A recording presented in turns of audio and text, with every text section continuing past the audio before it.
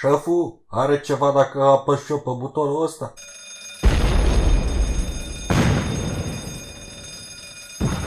Fugiți, bă, că o să murim cu toți!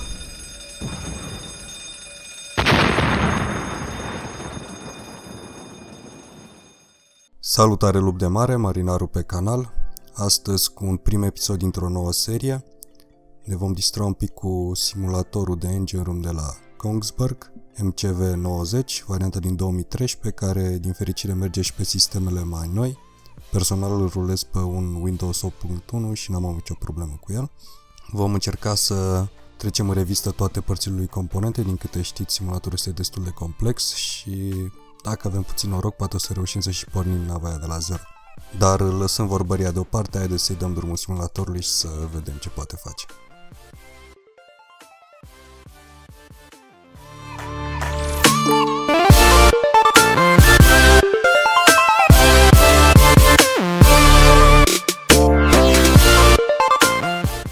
Ok, prieteni, așa arată simulatorul când pornim.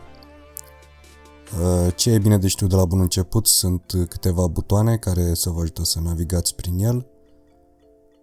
F1, din câte vedeți acum, simulatorul este pe freeze, adică nu lucrează. Cu F1 îl vom porni, ne spune Warning Load Initial Condition. F2 va pune din nou pe pauză. F3 se iese din program. Selecta nou pentru că nu suntem handicapați. F5 ne va duce de oriunde din nou la acest ecran. Iar tasta Home, care vă voi arăta mai târziu, ne va duce în simulatorul propriu-zis.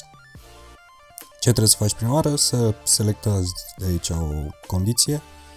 Mie îmi place să merg pe Cold Ship. Toate celelalte, preparations, bănuiesc că sunt câteva pornite deja, ready to start, slow ahead, sunt destul de explicate. Dar Cold Ship ce înseamnă? Nava la rece, totul e oprit, n-ai curent, n-ai nimic, beznă totală, frate. Pentru o distracție mai mare ar fi indicat să te duci la Operation Condition, să pornești sound system-ul pentru a te asigura că se vor auzi sunetele din simulator, adică nu doar bip-ul ăla de alarmă, ci și DG-uri, tot pompe, tot ce va lucra acolo. Initial Condition, Cold Ship, ok. Acum, cum vă spuneam, tasta Home ne va duce pe acest ecran. Toate elementele simulatorului sunt incluse aici. Asta de fapt este ecranul de Process Display Directory. Se poate reveni la acest ecran opțiuni și pe acest buton. Avem Panel Directory. Aici sunt niște panouri pur și simplu. General Control, PAM Control, Indicator Panel. Iar de unde îmi place mie să lucrez cel mai mult, de la Process Overview, unde ne va arăta o schemă grafică a simulatorului. Ca să vă faceți familiar cu desenele din simulator și cu schemele lui, nu știu cât de tehnice sunt, dar mergând la Panel Directory, avem aici Descriptions of Legend. Tot ce este în simulator veți găsi aici, cum arată o țeavă de diesel, cum sunt valvule, ce e aia, dacă îți permite, uite, asta poți să o lucrezi, asta nu, asta da, asta yes, aici se pune, acolo se nu. Bun, haideți să trecem la treabă. Scenariul e în halul următor. Beznă, nu avem nimic, nu se poate face nimic, de unde începem? Eu, ca să fim de la bun început înțeleși, nu sunt la departamentul mașină, dar îmi place simulatorul ăsta pentru că am învățat destul de multe chestii pentru el. În primul și în primul rând, cu tasta F1, din câte vedeți, simulatorul este pe freeze acum, cu tasta F1 trebuie să pornim simulatorul și acum merge. Deci, ce ne trebuie? Dumnezeu a zis să fie lumină, facem lumină. Sunt mai multe feluri de a te duce în sistemele lui. Mie îmi place, v-am zis, să lucrez după schema asta de aici. Eu mă voi duce la Electric System. Asta este Emergency Switchboard-ul. Clar, trebuie să pornim DG-ul de avarie. Putem merge de aici la DG-ul de avarie sau din Process Directory. Ele sunt grupate cât de cât fiecare pe căprările ei. Avem la generatoare, diesel, shaft, și un emergency generator care vă duce la același sistem. Ce trebuie să facem acum aici? Păi trebuie să-l pornim. Ca și în realitate avem mai multe feluri de a-l porni. cu bateriile, start-stop, sau îl punem pe ion să dea la pompă aici, îl vom porni în ambele feluri să arătăm că treaba merge. Primul și în primul rând, hai să studiem un pic schema tancurile de combustibil aici, o pompă, o altă pompă, motorul în sine, care este un motor de 250 de kW și merge la 1800 de RPM. Ok. Restul habar n-am. Bun. Uleiul în SamTank este arătat nivelul lui aici, ca să știți de la bun început, deci orice tanculeț din joc are bara asta de nivel, sticlă de nivel să zicem lângă el și un level numeric, nu știm, problema este că nu se știe cât e maxim, cred că e 100, dar unele sunt setate să dea alarma la 70, altele la 90, toate alarmele din el se pot modifica. Acest degheu este unul simplu, deci nu prea e prea mult de deschis, toate valvele sunt automatizate aici, răcirea, nimic nu se poate deschide decât asta care golește linia de apă, aici se poate goli linia de ulei, pompa de lube oil de circulare a apei și celelalte pompe sunt acționate din câte vedeți din simbolul ăsta de motor. Pentru că dacă ne ducem înapoi aici la Descriptions of Legend, vedem că shaft driven, electrical driven. Deci astea sunt conectate cu motorul în sine. Dacă avem o pompă cu acest simbol, este de fapt conectată cu... trebuie pornită separat. Ok. Butonul back, bineînțeles, va duce la ultimul ecran pe care ați fost forward, rămânem acolo, back, revenim la același ecran. Haideți întâi să-l pornim pe baterie. Și apasă pur și simplu start și ar trebui să înceapă să toarcă băiatul. Taca.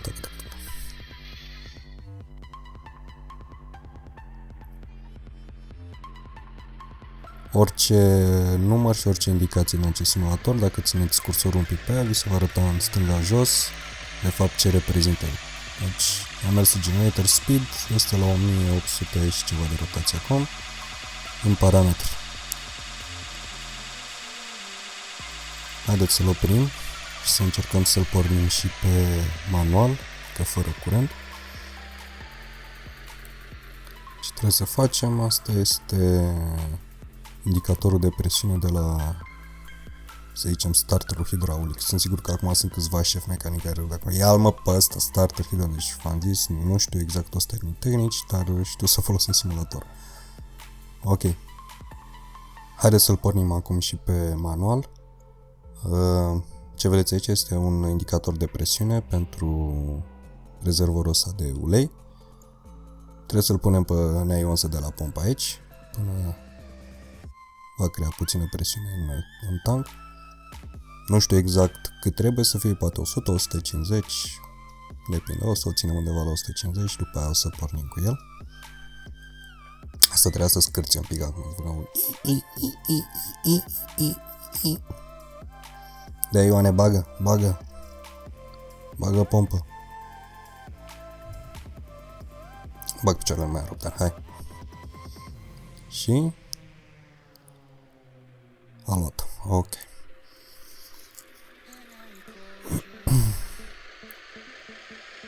Aici nu are ce să se întâmple prea rău.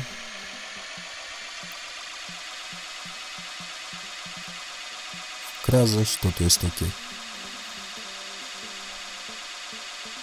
Bun, îl vom trece pe auto. Da, nu putem acum. Vedem după aici. Ok. Degheu merge. Trebuie băgat în tablou și pornite toate agregatele care sunt conectate la el. Mergem la Electrical System. Din câte vedeți, acum este, înainte era cu negru, nu știu că ați băgat de seama, acum este cu galben. Ca să-l băgăm în tablou, trebuie să mergem, nu știu dacă o să meargă de aici. Trebuie să mergem la Electrical Power Plant. Nu știu de ce, poate electricienii sunt mai cunoscători la treaba asta și habar n-am ce înseamnă voltage counter-ul ăsta. Dar Emergency Generator Excitation Setting. Ok. Dar ca să putem să-l băgăm în tablou, trebuie să-i dăm on aici. Asta de fapt începe să măsoare probabil ce putere și ce frecvență generează el. Și ca să nu uităm, o să le pornesc pe toate de pe acum. Dar asta nu am nimic pentru că sunt nepornite în sine.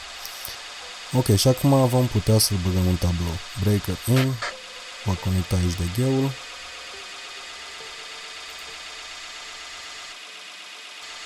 Acesta este de gheu și acum începem să băgăm toate siguranțele. Asta v-am spus, este doar tablou pentru emergency.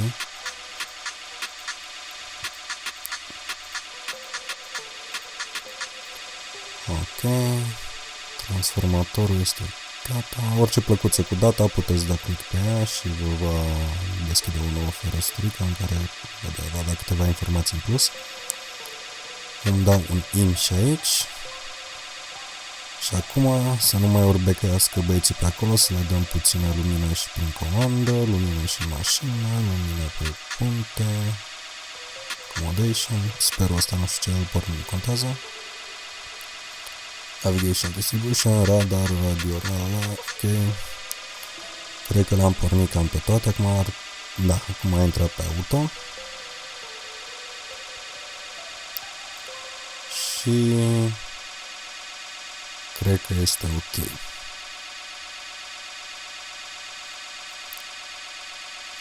Da. Asta este main switch port feeders 72, nu? Da, de 72 mergem la 71. Toate astea de fapt vor putea fi pornite când vor reuși să punem de gheu mare. Primul pas a fost făcut, pornirea de gheului de avarie. Mai este mult de lucrat, dar cred că este de ajuns pentru primul episod. Veți găsi un link în descriere pentru downloadarea acestui simulator, l-am găsit pe un tracker rusesc. Este doar o variantă demo. Din câte vă puteți da seama, este un simulator de la o navă tank, pentru că numai acolo cred că se găsesc pompele pe bază de turbină. 4 pompe, cu toate că tankurile de marfă nu sunt simulate, o pompă de balast, 3 tankuri, forpicul și 2 wing-uri. Și cam atât pentru acest episod, nu uitați să dați un like și un subscribe.